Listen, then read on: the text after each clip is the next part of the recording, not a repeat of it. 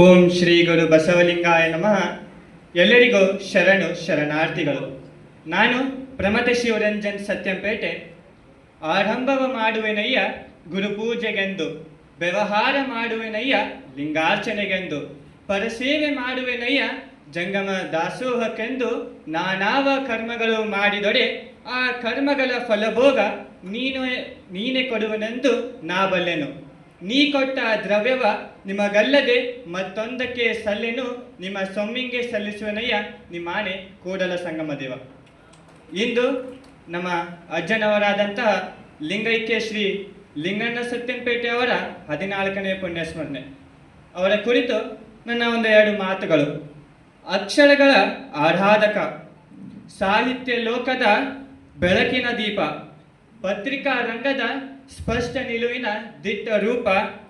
ವರ್ಷಗಳೇ ಉರುಳಿದರೂ ಮಾಸದು ನಿಮ್ಮ ಪ್ರಭಾವ, ನೆನಪಿನಂಗಳದಲ್ಲಿ ಸದಾ ಜೀವಂತ ನಿಮ್ಮ ಭಾವ. ಸಾಹಿತ್ಯ ಮತ್ತು ಪತ್ರಿಕೋದ್ಯಮದ ಬೆಳಗುವ ಧ್ರುವ ತಾರೆ. ನಿಮ್ಮ ವಿಚಾರಗಳು ಎಂದೆಂದಿಗೂ ನಮಗೆ ದಾರಿದೀಪ. ಧನ್ಯವಾದಗಳು.